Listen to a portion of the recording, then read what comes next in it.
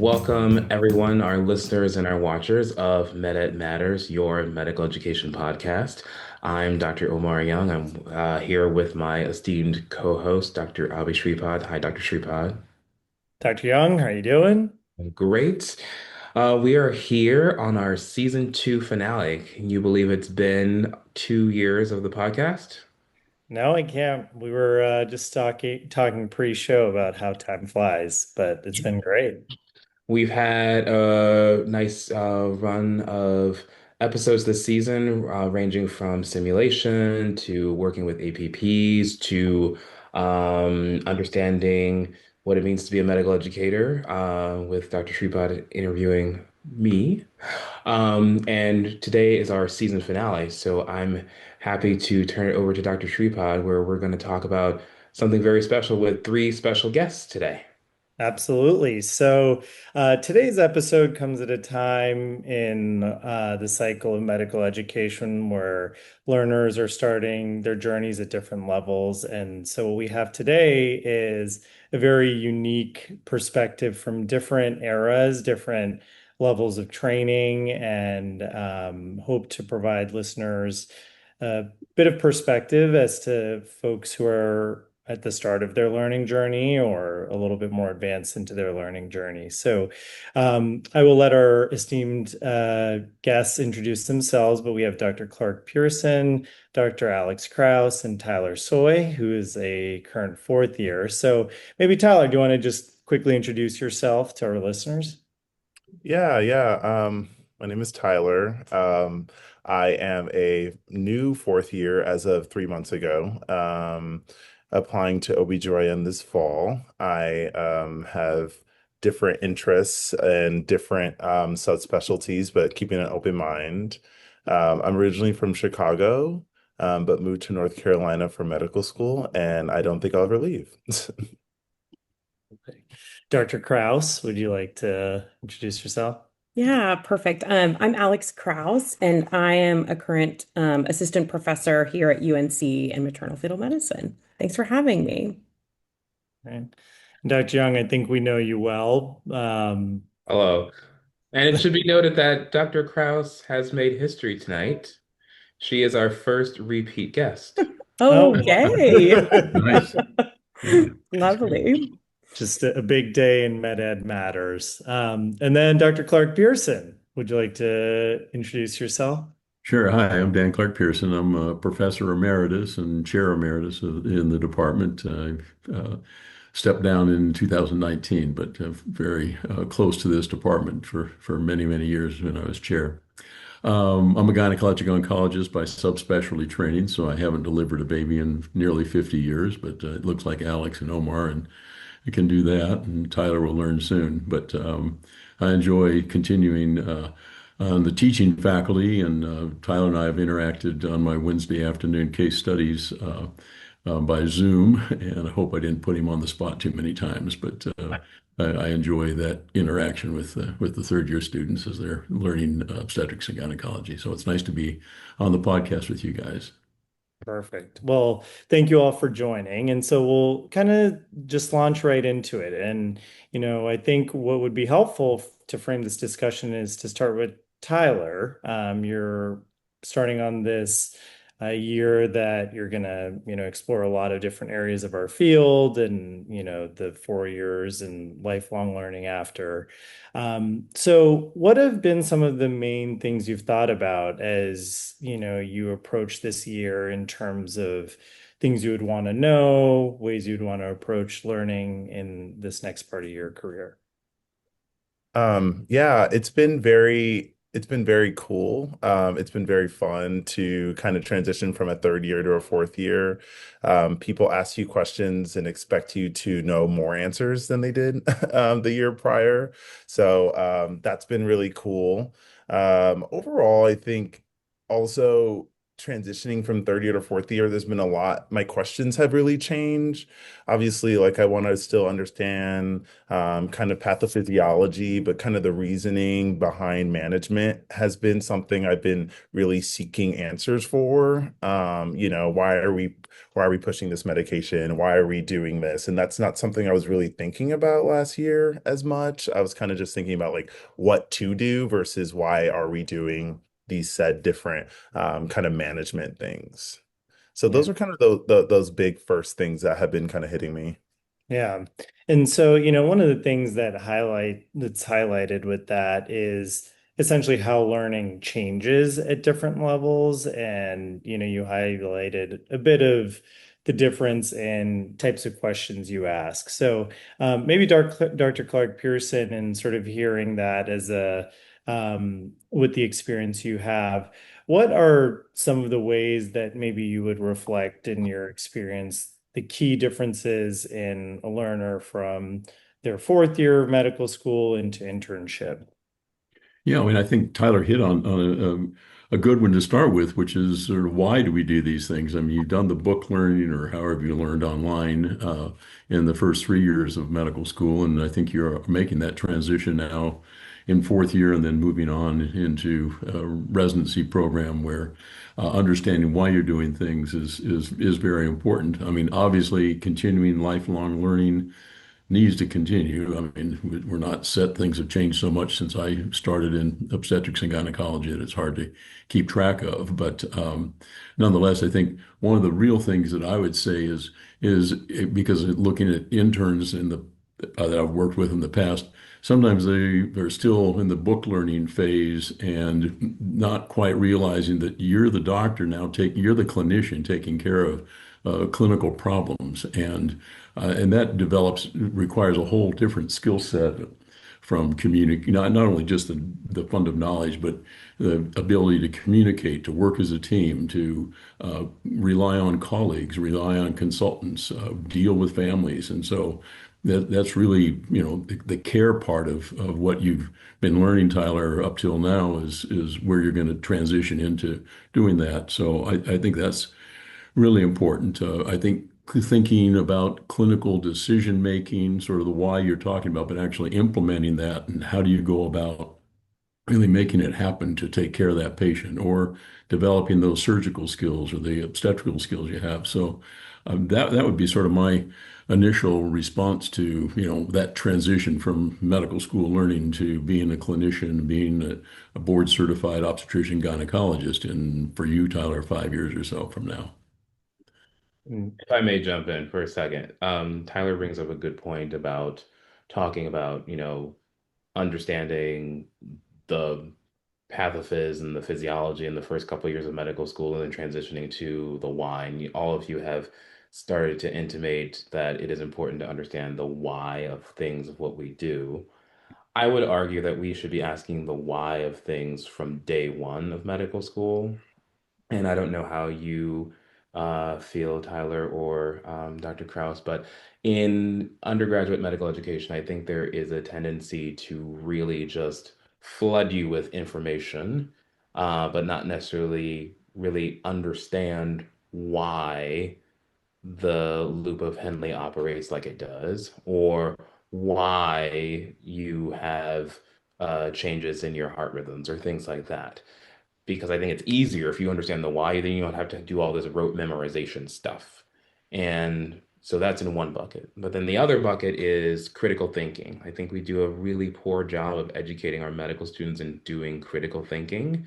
And that is then reflected when they come on rotations.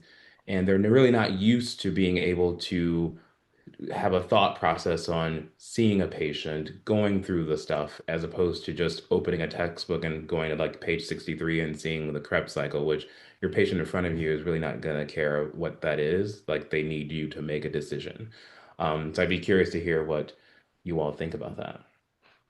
Yeah, I mean, we kind of frame this in the, quote unquote, studying medicine to practicing medicine. But Dr. Kraus, do you kind of have any mindset tips for learners who are starting medical school, starting internship to sort of address at least maybe what they can do to address the point that Dr. Young was making? Yeah, I think it's really like you guys have mentioned, embracing that idea of like what is practice and that idea of sometimes in UME, and especially before students are getting to sort of like their clerkships and actually practicing clinical medicine, there's this idea of the right answer. But I think clinical medicine itself requires you to make decisions a lot of times with incomplete information and also competing priorities and sort of this idea of like real-time consequences as you're taking care of patients. And so I think sort of managing that uncertainty and that information, those knowledge, those skills in that setting is really difficult. So I think I would encourage students as they go into especially that third year clerkship, or even, Tyler, correct me if I'm wrong. I think a lot of students get some clinical exposure even in more of those preclinical years to really embrace what they're learning and applying it in that clinical setting. Because again, your idea of learning about medicine, learning the physiology, learning the anatomy is going to transition to how do I use that to become a doctor? And I think that idea of learning medicine to then actually practicing medicine and those professional values and that identity formation is such a key transition point that I think can be sometimes difficult. Yeah. And Tyler, do you have a sense of kind of how your your classmates kind of look at that from day one, or is it something that the clock starts to practice medicine a little bit later into medical school? Yeah, I mean, this is such a hot topic at the UNC School of Medicine specifically right now because we have kind of switched our preclinical years into a little bit more of like a flipped classroom standpoint. And also we have like a case-based learning class. It's kind of like a real cornerstone center of the curriculum is our twice a week case-based learning class, and we do different cases and we really work through it. And I learned so much about like baseline clinical medicine from that. And I think, going through those exercises every week for the things we were learning about really, I think, prepared me for 30 or more than if I didn't have those. But on the flip side of that, the MBME culture and the dash to, passing step one, I think has really affected under preclinical education as well, because while a lot of my classmates do, tune in to this case-based learning class, at the end of the day, their goal is to go do their flashcards, to do their Anki, and to finish that, and so that they can get the answer on the question. And that was kind of how I struggled in preclinical because of that. Because I'm just obsessed with like thinking about, why and why. At the end of the day, like the answer is like is epi, and that's just kind of how you had to kind of process that. So, I think that culture has made it harder, I think, for students in my generation to transition to clinical years. Um, Yeah.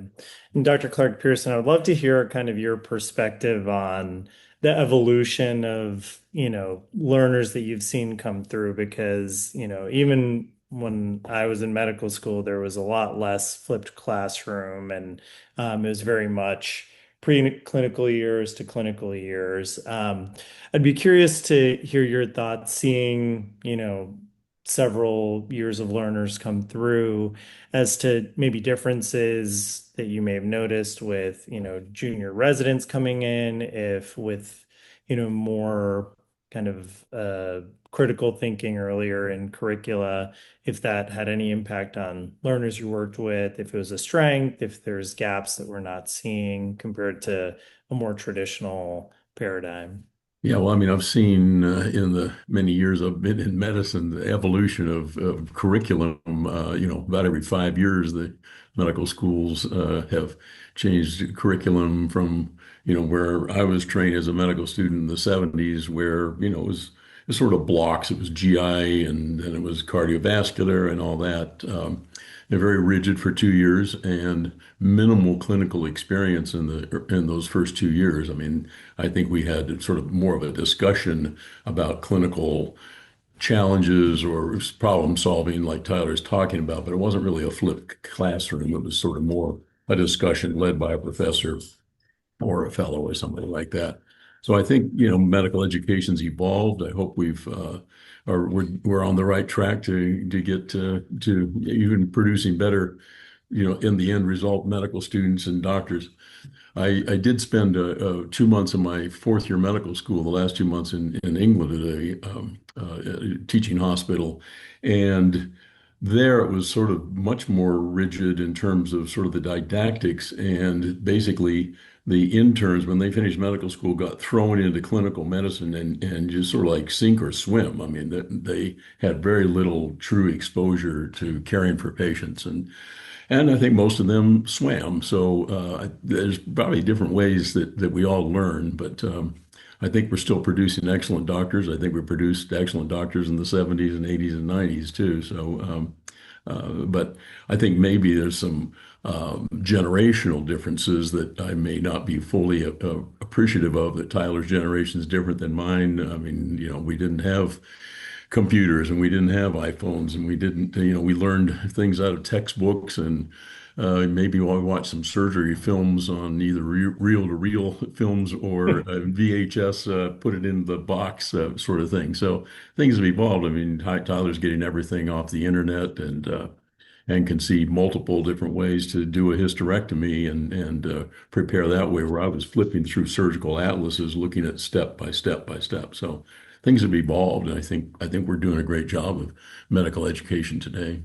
Yeah, and I think the mention about how there can be such different paradigms like your experience in England, I think it opens us up to the broader question of sort of autonomy and graded autonomy. And Dr. Young, maybe I'll kind of pivot this to you as, you may have learners, particularly in medical school, who are seeing some of the knowledge or some of the kind of clinical information for the first time, or at least maybe not as rigorously as a 2 year preclinical dedicated time frame.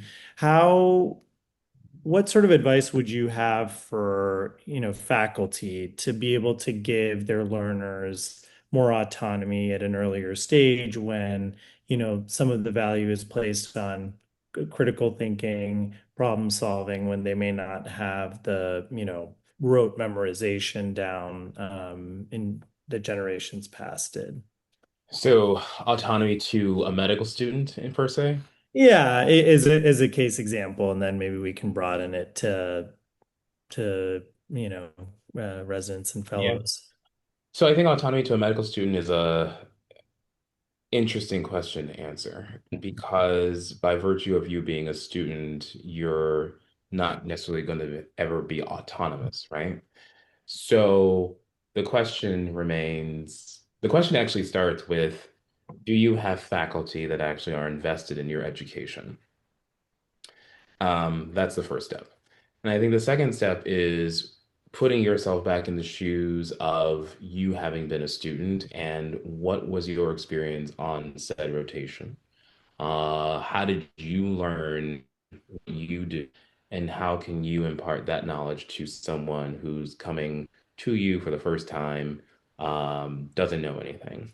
I think, this harkens back to the idea of really setting the stage for the learner, asking them what the goals and objectives are, assessing what they bring to the education experience, and then pushing them to their end of knowledge such that they understand exactly what they did well, what they can be corrected, and how can they apply what they did inefficiently, what the knowledge gaps they had, how can they apply that to the next patient with the next problem. It also invests in, us as faculty being able to not be afraid to give feedback that it's constructive. I think a lot of the time, Faculty and residents are loath to give medical students the feedback that they need for fear of retaliation or, oh my God, I'm gonna make someone upset. I think we need to take the emotions out of medical education and education in general.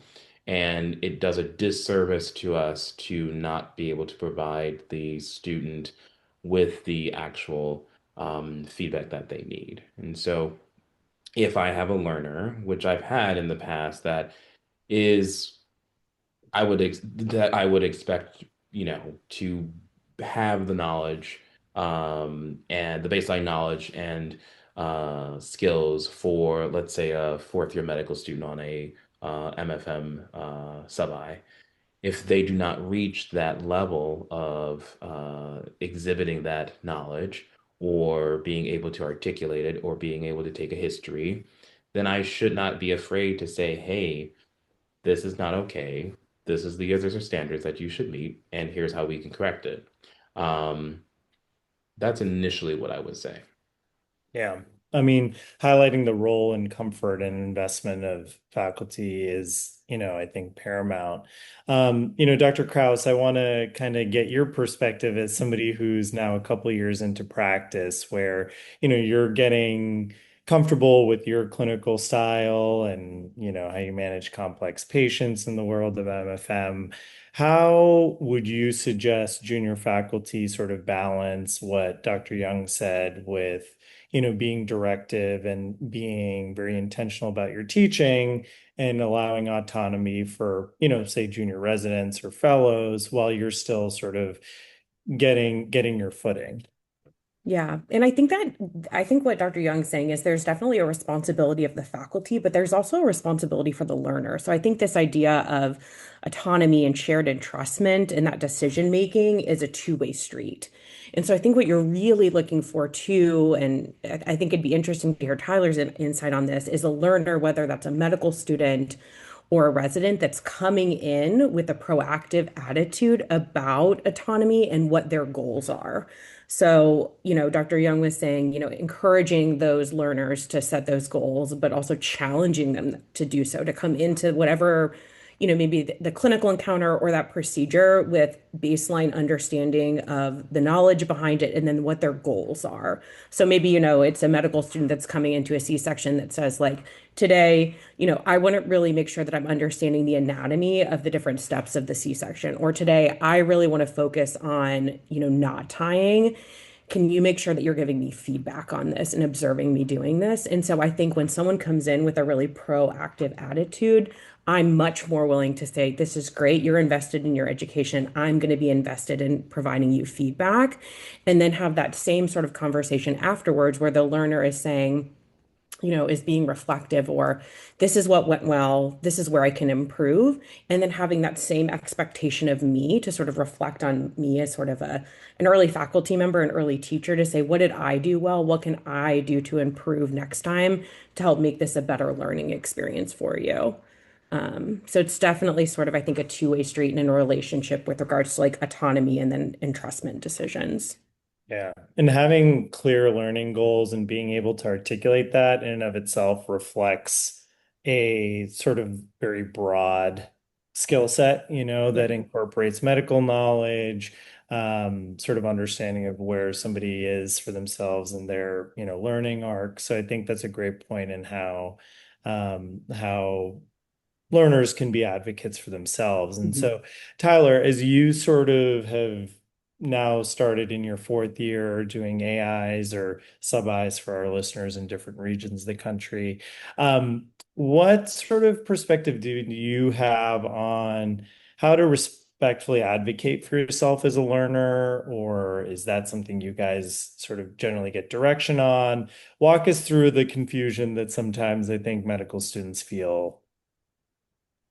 What a great question. And no, there is no training on that. And that's unfortunately something that I think it took me, I'm still learning. And, I took a lot of third year to understand because as a preclinical student, everything is handed to you on a platter when it comes to your education. And it's kind of the opposite opposite as a third year and as a definitely as a fourth year. You have to come in and really, as Dr. Krause said, set your own goals and really advocate for your own learning. And if like you're going to get out of a rotation exactly what you put into it, and that's the opposite of how it kind of was prior to clinical years. I think what's really what I have found has been most helpful is just being really honest with everyone on the team and kind of pushing past this like awkwardness that you have on your first couple days. Because I think if you don't have someone who's super invested in teaching, they're not going to ask you like, what are your goals for today? Or they're not going to ask you like, they're not going to do expectations, conversations, and things like that. So I have found, I always try to do that myself, within the first day of meeting somebody, and starting on a new rotation. And I think just forcing myself to just say, like, hey, can we have a conversation about expectations or goals that you have for us or that I have for this rotation? I think that has helped kind of lay a lot of the ground for the rest of whatever I'm about to do.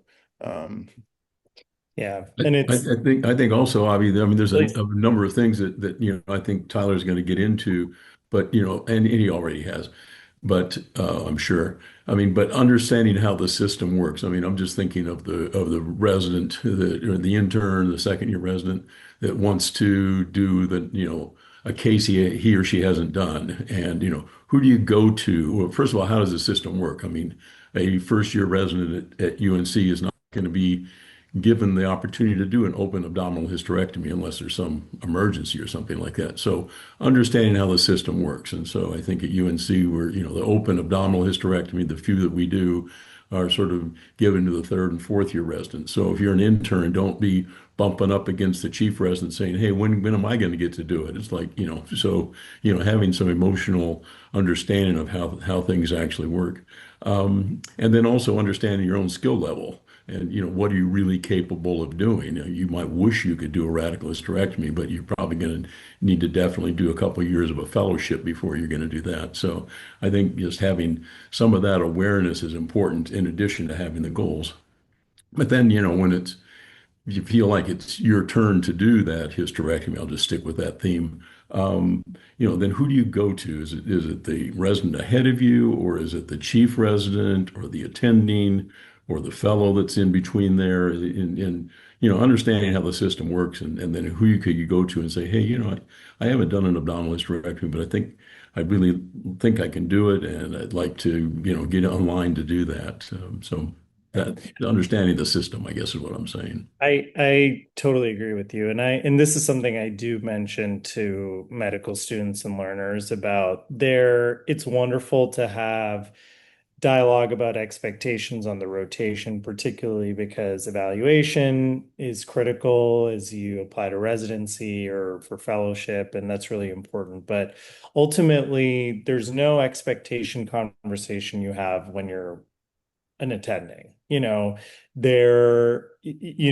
have to read the room, to Dr. Clark Pearson's point about who are the personalities in your practice, what are the dynamics on the nursing staff, the admin side. And there's no like cookbook as to how each person responds to what and how you should bring your concerns to this individual or this department. It's a lot of learning by osmosis. And so I think there's a balance between, the logistical side of a rotation and a residency where you are paying a lot of money and you should have clear learning goals and learning goals that are followed up on. But there's a lot of skill development for situational awareness, emotional intelligence that when you get on the job, there is absolutely no guidance, and nor will there ever be, because that's not how human beings in patient care operate. So I thought I'd get on my soapbox for that and open it up to Dr. Young. But you all bring up the idea, and I'm trying to remember it, but I'm just going to call it like the competence model. So, like unconscious incompetence, moving all the way to conscious competence. A medical student, no offense, Tyler, but when you come on a rotation, you have no idea what you don't know.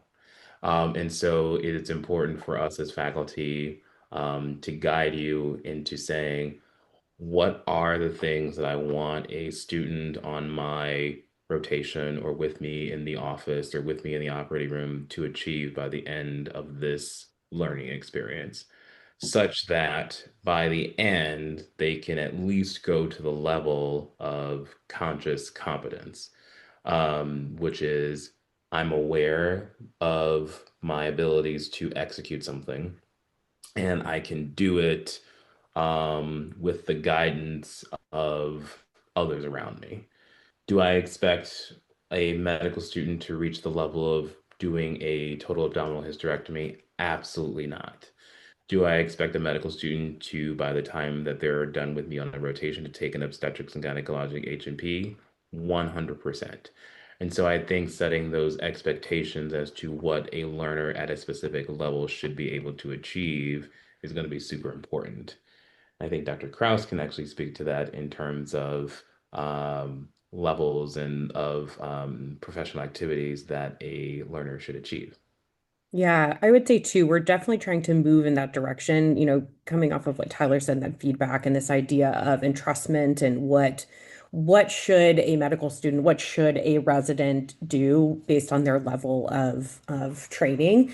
And some of that is based off, can they take an OBGYN specific history and physical? And so a lot of times what we're trying to do, at least on the OBGYN clerkship, is make sure that the students are aware that these are expectations that we have, and that we also have expectations that they should be seeking feedback about these skills to make sure that they're moving in a progressive way throughout the rotation, with the hope that some of these skills that they learn, or these entrustable professional activities, or EPAs, as they're sort of called, will help them as they move through not only their time in medical school, but also within their residency training. Because, within the realm of general surgery, pediatrics, and OBGYNs trying to catch up a little bit, that framework of what a professional activity is, or sort of this baseline work expectation that a physician should be able to do, that encompasses a lot of competencies like communication, medical knowledge, system-based practice.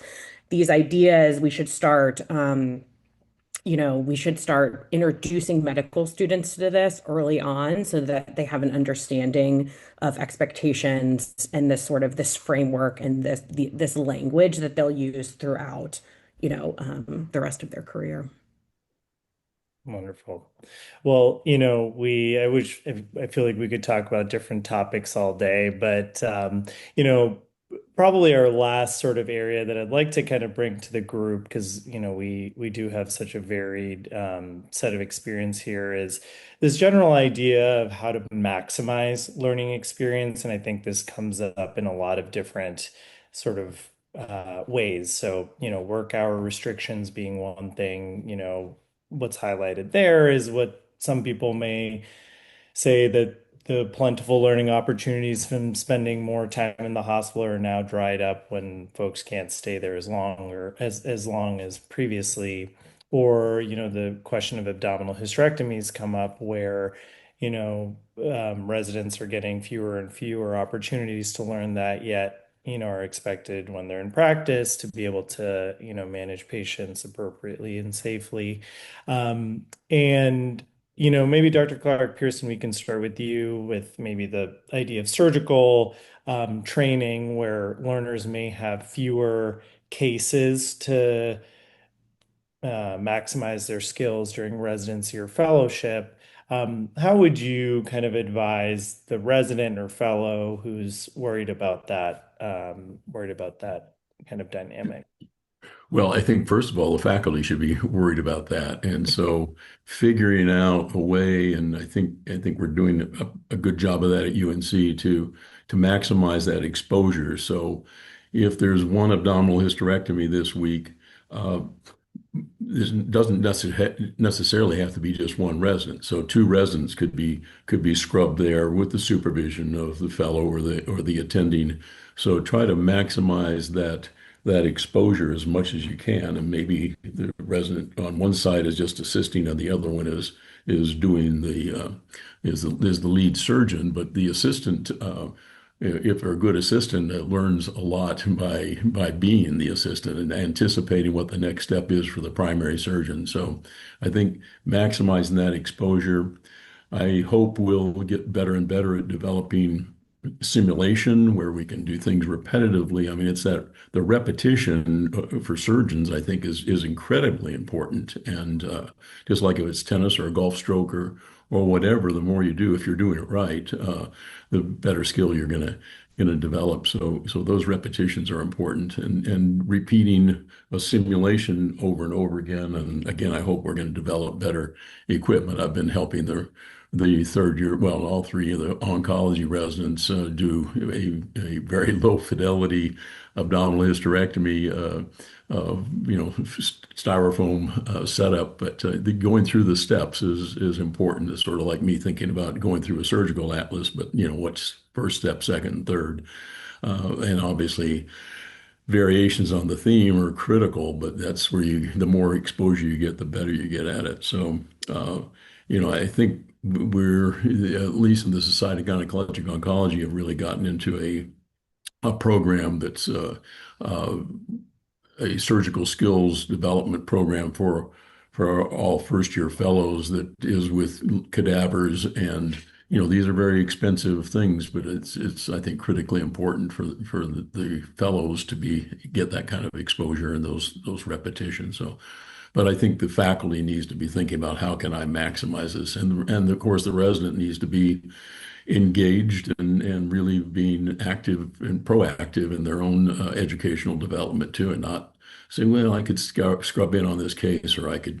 do my clinic notes or something like that. I mean, you got to have your priorities right. Yeah. So I think those are challenges, and minimally invasive surgery is here to stay. It's a good thing, but periodically you have to open up the abdomen and do a hysterectomy, and so Yeah. those are a couple of thoughts on my part. Yeah. And I think, this is a theme that's come up in prior episodes about translatable skills. And I'll just say, as a resident in Dr. Clark Pearson's OR, how, the techniques during an open hysterectomy of how you position retractors or the lighting, that's translatable to vaginal hysterectomies. It's not exactly the same, obviously, motor memory, but sort of seeing that in one OR is translatable to the other. So maybe Dr. Kraus, how would you advise either faculty or learners who are contending against fewer learning opportunities with live patients as sort of a challenge? Yeah, I think this is such a hard one because there's pros and cons. We talk about work hour restrictions lead to sometimes, less fatigue, potentially better, resident well-being or fellow well-being, which hopefully means that when they're in that case, they maybe are more deliberate about their learning. Having that idea, I think Dr. Clark Pearson brings it up, that idea of like deliberate practice to make sure that they're really invested and proactive in that, clinical scenario. The idea, again, of simulation, I think is another great way that we can help sort of combat, some of the restrictions with regards to work hours. And then that idea too of entrustment, like explicit goals. So coming back to just what it is to be a proactive learner and going into that learning scenario, whether that's a case or a specific, patient encounter with maybe a very rare disease like we see in MFM, just making sure that you're very explicit in your preparation for that patient, because I think the more you prepare and the more you apply, the medical knowledge or that skill in that clinical scenario, hopefully that will make to sort of better memory and into applying that later on in your career. And then I think, just like Dr. Clark Pearson said too, the idea of as a faculty member bringing in more learners into those cases and making sure that they different levels, but they can both participate actively. I think one of my fondest memories from residency and learning in complex cases, whether that be a hysterectomy or a complex C-section, were the lessons I learned from like my upper level residents. That near peer learning model, I think, is so key.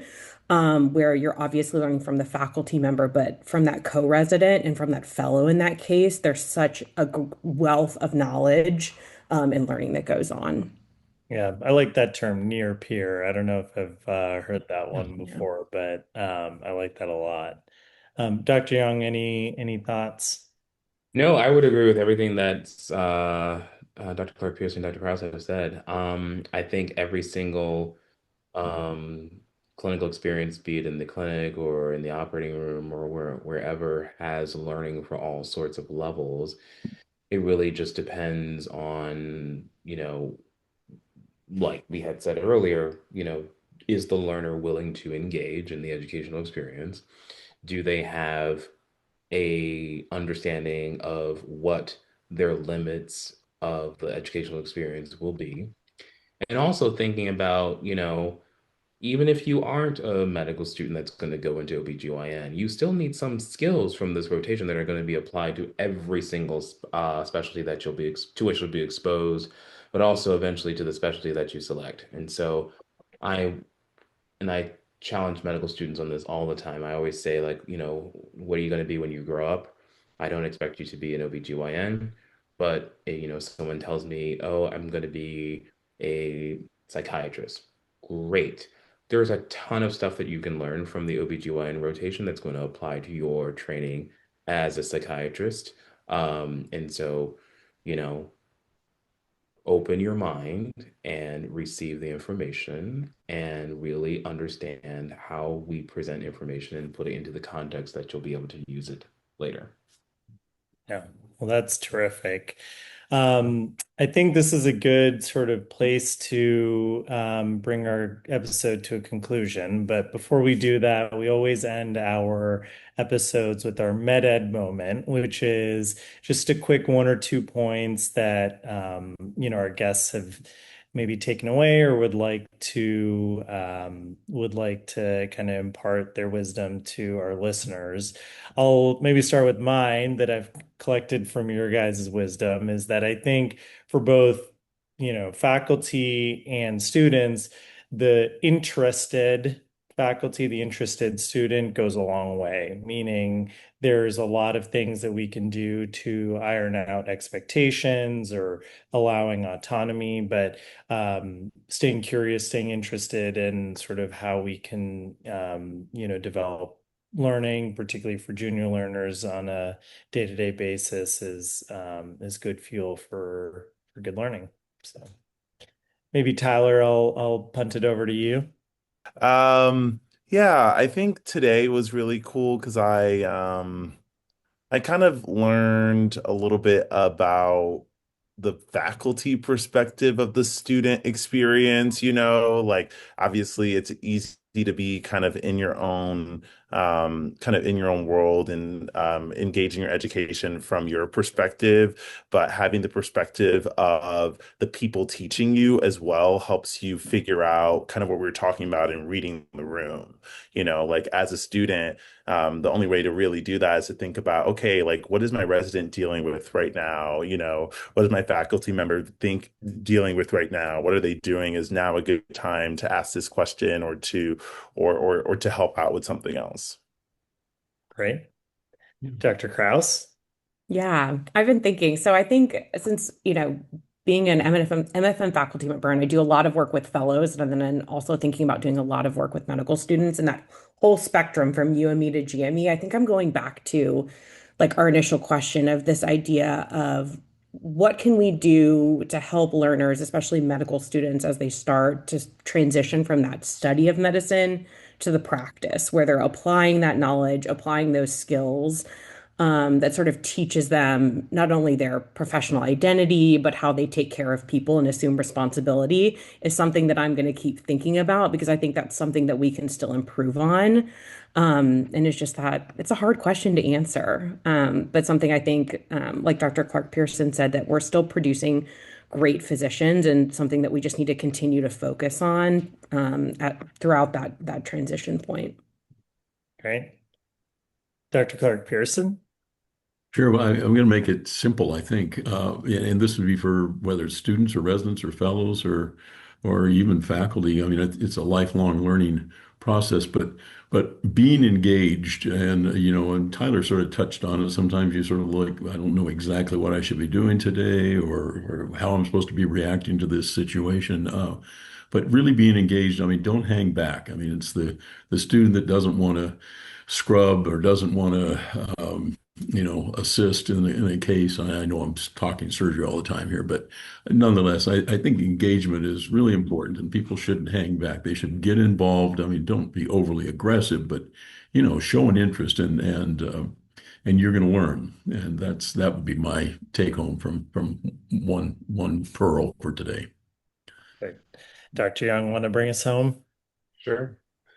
Um, my med moment summarizes the entirety of the season. I think learning is a continuum, starting from when we are in primary school all the way up to learning never stops. Some of us have the benefit of now being in maintenance of certification to what seems the end of time. Um, you'll get to learn about that very soon, Dr. Uh, Shribad, as well as Tyler. Um, and so I think it really is an important thing for us to be aware that we as faculty are always learning from our students, and our students are always learning from us, and there's always things that we can impart to each other. But we also need to be aware of what we know, what we don't know, and not be afraid to expand our horizons to complement our knowledge as well as to maximize the skills that others have in order for us to reach that level. So I would love to thank all of our guests that have joined us on this podcast today, as well as all of our guests that have joined us this entire season. Dr. Shripad and I are tired, so we're going to take a break for the summer, and we will see all of you in September on season 3 of Med Ed Matters. Until then, take care.